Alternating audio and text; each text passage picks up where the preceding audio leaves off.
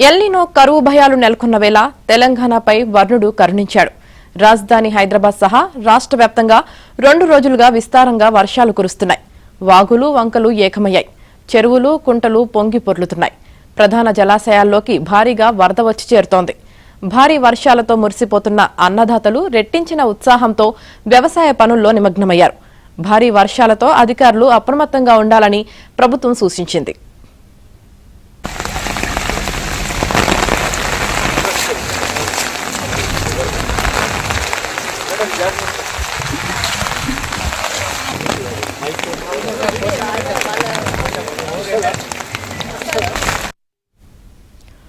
ఉమ్మడి కరీంనగర్ జిల్లాతో పాటు కొమరంభీం, ఆసిఫాబాద్, మంచిర్యాల జిల్లాలో భారీ వర్షాలకు వాగులు ఉధృతంగా ప్రవహిస్తుండగా చెరువులు నిండు కుండల్లా మారాయి.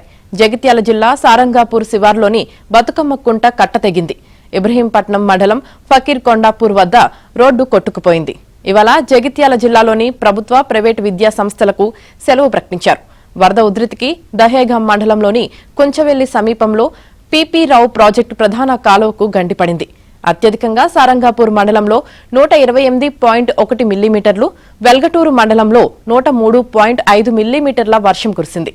ఆసిఫాబాద్ జిల్లా బెజ్జూరులో 183.5 మిల్లీమీటర్ల వర్షం కురిసింది.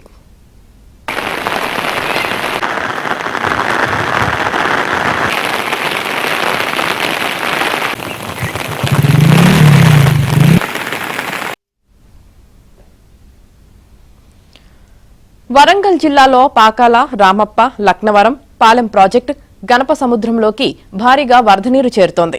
ఉమ్మడి మహబూబ్ నగర్, రంగారెడ్డి జిల్లాలో ఓ మోస్తరు నుంచి భారీ వర్షాలు కురిశాయి. నిజామాబాద్ జిల్లాలో ఉదయం నుంచి రాత్రి వరకు ఏకధాటిగా వర్షం కురిసింది. మంజీరా నదిలోకి భారీగా వరద వస్తోంది. శ్రీరామ్ సాగర్ ప్రాజెక్టుకు భారీగా వరద నీరు చేరుతోంది.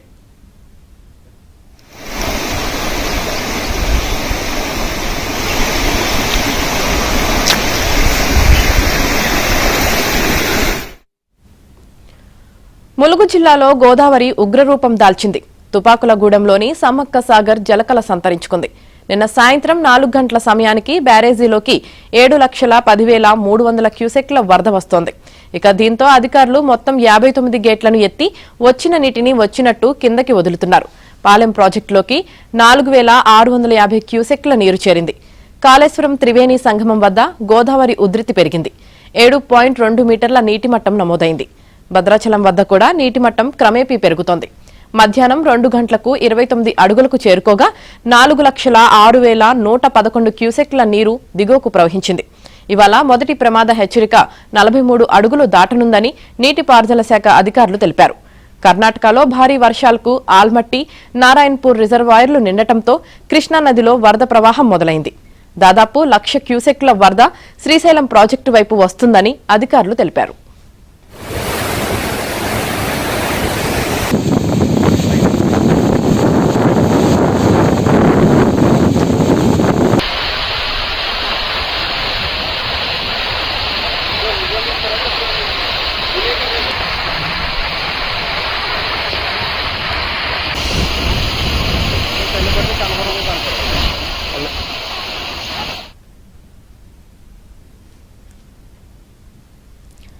నాలుగు నెలల నైరుతి రుతుపవనాల సీజన్లో సగం కాలం గడిచిపోయింది. దేశంలోని అనేక ప్రాంతాల్లో భారీ వర్షాలు కురుస్తుండగా దక్షిణ భారతంలో ముఖ్యంగా ఆంధ్రప్రదేశ్లో మాత్రం వర్షం కోసం ఎదురుచూస్తున్నారు. అడపాదడపా ఒక మోస్తరు వర్షం తప్ప ఇప్పటి వరకు భారీ వర్షాలు పడలేదు. ఈ నేపథ్యంలో తీవ్ర వర్షాభావం నెలకొనడంతో ఖరీఫ్ సాగు ముందుకు కదలటం లేదు. నైరుతి సీజన్లో రాష్ట్రంలో జూన్ 1వ తేదీ నుంచి నిన్నటి వరకు 2 నెలల్లో 254.7 మిల్లీమీటర్లకు గాను 121.8 మిల్లీమీటర్ల వర్షపాతం నమోదైంది. మొత్తంగా చూస్తే రాష్ట్రంలో 85% ప్రాంతం వర్షాభావానికి లోనైంది. మొత్తం 688 మండలాలకు గాను సాధారణం కంటే చాలా ఎక్కువ వర్షపాతం కురిసిన మండలాలు 1 మాత్రమే ఉండగా సాధారణం కంటే ఎక్కువ వర్షపాతం నమోదైన మండలాలు 10, సాధారణ వర్షపాతం నమోదైన మండలాలు 73 ఉన్నాయి.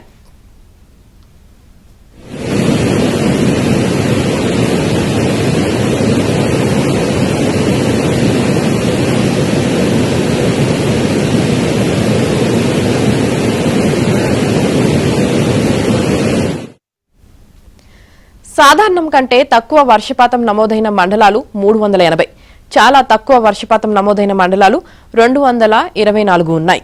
అంటే 604 మండలాలు వర్షాభావానికి గురైనవి కావడం రాష్ట్రంలో దుర్భిక్ష పరిస్థితుల తీవ్రతను తెలియజేస్తోంది.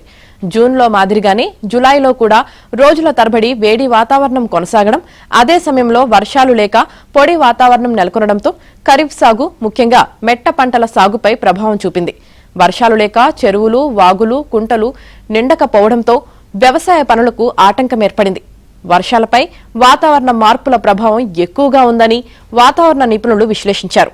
మరోవైపు దేశంలోని అనేక రాష్ట్రాల్లో విస్తారంగా వర్షాలు కురుస్తున్నాయి.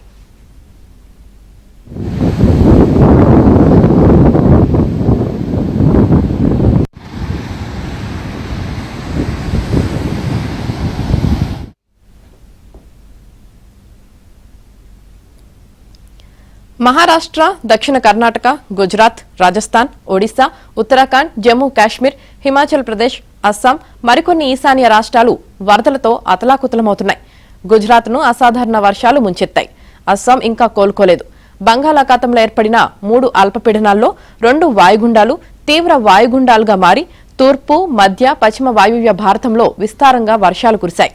ఆంధ్రప్రదేశ్కు మాత్రం వర్షాలు ముఖం చాటేశాయి. నైరుతి రుతుపవనాల సీజన్లో దేశం మొత్తం జూన్ 1వ తేదీ నుంచి గురువారం వరకు 437.2 మిల్లీమీటర్లకు గాను 376.6 మిల్లీమీటర్ల వర్షపాతం నమోదైంది. అరేబియా సముద్రం మీదుగా వచ్చే తేమగాలులు పశ్చిమ కనుమలు దాటి కర్ణాటక, తెలంగాణ, ఏపీ వరకు విస్తరించలేకపోతున్నాయని, దీంతో దక్షిణాదిలో ఎక్కువ ప్రాంతాలు వర్షాభావం ఎదుర్కొంటున్నాయని నిపుణులు తెలిపారు.